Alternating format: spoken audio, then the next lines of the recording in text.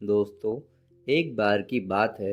एक बौद्ध भिक्षु और उनके शिष्य गांव-गांव घूमकर लोगों को धर्म उपदेश दिया करते थे। एक बार जब वह एक गांव में धर्म उपदेश देकर वहां से चलने ही वाले थे कि तभी जोरों की बारिश शुरू हो गई। उन्होंने बहुत देर तक प्रतीक्षा की, लेकिन बारिश रुकने का नाम ही नहीं ले रही थी। तो उन्होंने निर्णय लिया कि वह इसी गांव में एक छोटी सी कुटिया बनाएंगे और अगले कुछ हफ्तों तक इसी गांव में रहेंगे।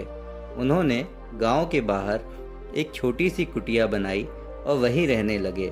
उस गांव में ही रहकर वे लोगों को उपदेश सुनाते। लोगों को उन भिक्षुओं के मुख से बुद्ध की शिक्षाओं को सुनना बहुत ही अच्छा लगता था।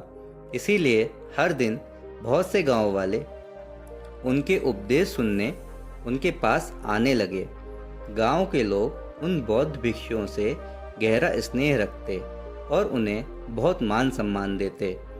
वो उनके खाने की भी व्यवस्था करते और बहुत से गांव वाले तो उपदेश सुनने के पश्चात उन्हें कुछ उपहार भी देकर जाते। इस तरीके से बहुत दिनों तक वह बौद्ध भिक्षु और उनका शिष्य उस गांव में ठहरे हुए थे। फिर एक दिन अचानक बौद्ध भिक्षु अपने शिष्यों से कहते हैं कि हमें यहाँ इस गांव में रुके बहुत दिन हो गए हैं, अब हमें यहाँ से चलना चाहिए। यह सुन शिष्य कहता है, लेकिन क्यों गुरुजी, हम यहाँ कितने अच्छे से तो रह रहे हैं, यहाँ के लोग कितने अच्छे हैं, ये हमें इतना मान सम्मान और उपहार भी देते हैं, क्यों ना हम यहाँ कुछ दिन और रुक लें और उसके पश्चात हम यहाँ से चले जाएंगे और तब तक हमारे पास बहुत सी दान दक्षिणा और उपहार भी इकट्ठा हो जाएंगे।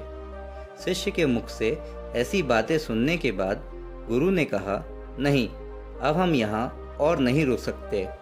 हम यहाँ पहले ही बहुत रुक चुके हैं और हमें धन और उपहारों को इकट्ठा करके करना भी क्या है। ये चीज़ें हम भिक्षुओं के किसी काम की नहीं हैं और हमें इनसे लगाव भी नहीं रखना चाहिए। हम तो त्याग के मार्ग पर चले हैं, फिर हमें इस धन का क्या करना है। गुरु ने शिष्य की आंखों में देखते हुए कहा, हम आज यहाँ से चलेंगे और जो कुछ भी उपहार मिला है वो सब यहीं छोड़ दो और खाली हाथ मेरे साथ चलो। शिष्य तो वो सारे उपहार अपने साथ ले जाना चाहता था, लेकिन वह गुरु की आज्ञा का उल्लंघन भी नहीं कर सकता था। इसीलिए वो जाते जाते कुछ चांदी के सिक्के बिना गुरु को बताए अपने कपड़ों की पोटली में छिपा लेता है। जैसे ही वह कुछ दूर चले, उन्हें रास्ते में एक बहुत बड़ी नदी मिली। वो जिस गांव में धर्म उपदेश के लिए जाना चाहते थे, वहां तक पहुंचने के लिए उन्हें उस नदी को पार करना ज़रूरी था। जब वह नदी के किनारे पर पहुंचे तो वहां एक नाव चालक बैठा हुआ था। उसने दोनों भिक्षुओं को देखते ही कहा, मैं आपको यह नदी पार करा सकता हूँ। वैसे तो मैं लोगों से नदी पार कराने के 2 चांदी के सिक्के लेता हूँ, पर क्योंकि आप लोग भिक्षु हैं, इसीलिए मैं आपको केवल 1 चांदी के सिक्के के बदले ही नदी पार करा दूंगा।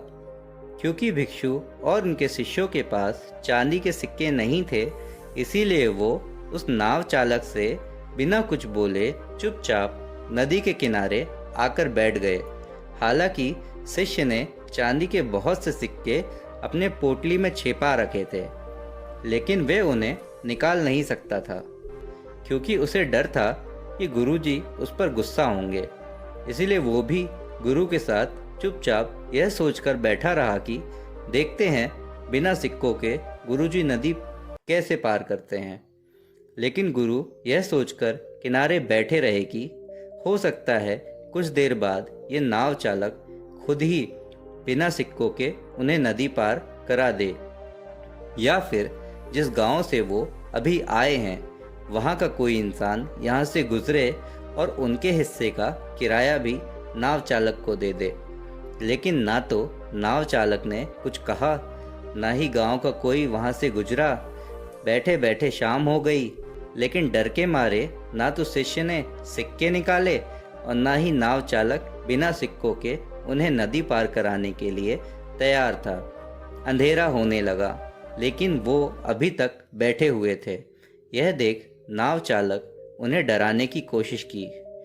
उसने कहा, महात्मा, रात होने को है और रात में आप लोगों का यहाँ ठहरना खतरनाक हो सकता है, क्योंकि बहुत से खूंखार जंगली जानवर रात में इस नदी के तट पे पानी पीने के लिए आते हैं।